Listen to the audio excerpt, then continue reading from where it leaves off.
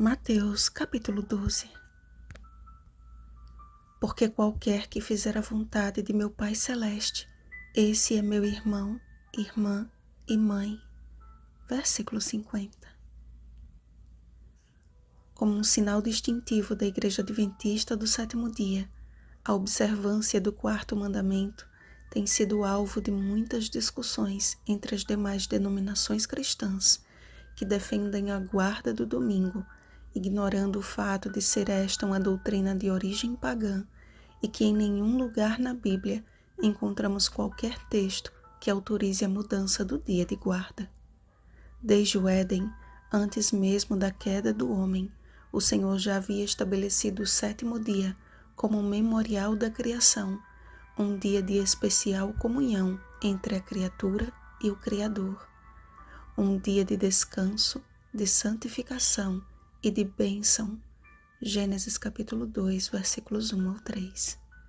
Um dia de caminhar pela natureza e desfrutar dos frutos da terra, de ir à igreja e de fazer o bem a quem precisa, assim como Jesus nos deixou o exemplo e com plena autoridade aplicou a si o título de Senhor do sábado, como diz o mandamento. Mas o sétimo dia é o sábado do Senhor, teu Deus. Êxodo capítulo 20, versículo 10. O sábado havia se tornado um fardo, onde os líderes religiosos sacrificavam seus próprios irmãos no altar da condenação.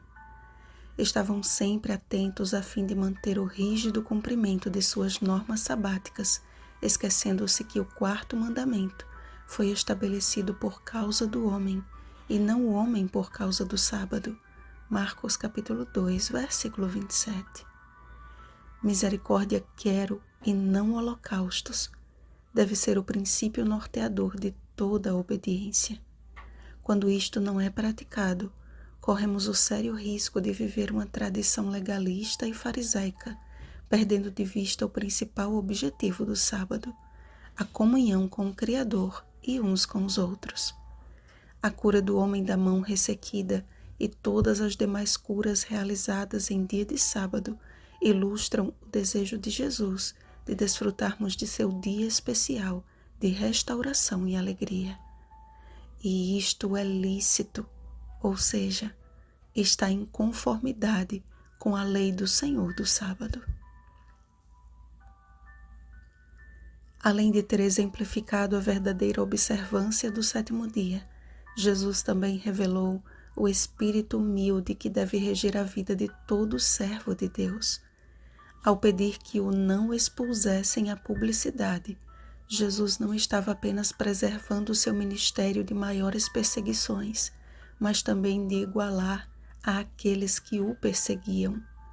Os escribas e fariseus, muitos se orgulhavam de seus eloquentes discursos e suas longas orações em lugares públicos, e o sábado havia se tornado o dia oficial para tais apresentações, de modo que o povo comum, principalmente os estrangeiros que habitavam entre eles, sentiam-se constrangidos e impelidos a permanecer em suas casas, a fim de não incorrer na transgressão de alguma das inúmeras regras judaicas impostas para o sábado.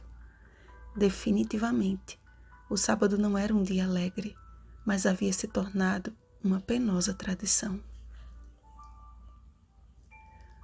O Senhor do sábado, aquele que fez o céu e a terra e o mar e tudo o que neles há, Êxodo capítulo 20, versículo 11, também tem o poder de expulsar da vida humana os demônios que a afligem. Mas assim como foi acusado de transgredir a lei que ele mesmo estabeleceu na criação e entregou a Moisés no Sinai, também foi acusado de expulsar demônios pelo poder de Belzebu. Com a mesma autoridade e poder com que expulsou o dragão e seus anjos do céu, Apocalipse capítulo 12, versículo 9, Jesus libertava os cativos de Satanás pelo Espírito de Deus. Seu ministério consistia em libertar e salvar. O dos escribas e fariseus, o de acusar e condenar. É nesse ponto que necessitamos de todo o cuidado e exame pessoal, a fim de não incorrermos no pecado da blasfêmia contra o Espírito e nem em falar contra o Espírito Santo. O pecado contra o Espírito Santo consiste em ter o coração endurecido de tal maneira a apontar as obras de Deus como se fossem obras do maligno e a tomar uma distância tão grande do Senhor a ponto de não mais ouvir a voz do Espírito. E se não conseguimos ouvir o que o Espírito diz às igrejas, Apocalipse capítulo 3, versículo 22, como, pois, haverá arrependimento e necessidade de um Salvador que redime?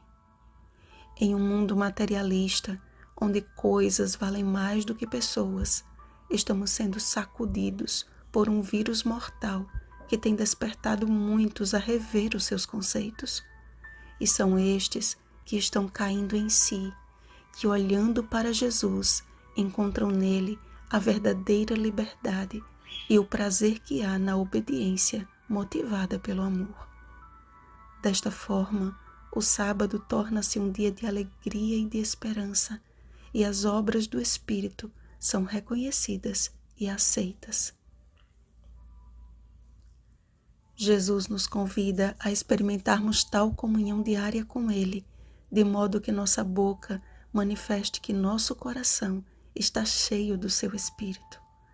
E Ele nos deixou um sinal semanal de sua bondade e amor. Também lhes dei os meus sábados para servirem de sinal entre mim e eles, para que soubessem que eu sou o Senhor que os santifica. Ezequiel capítulo 20, versículo 12.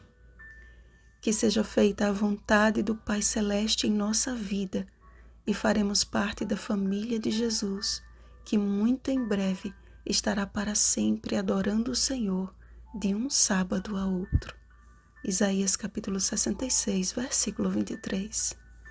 Vigiemos e oremos.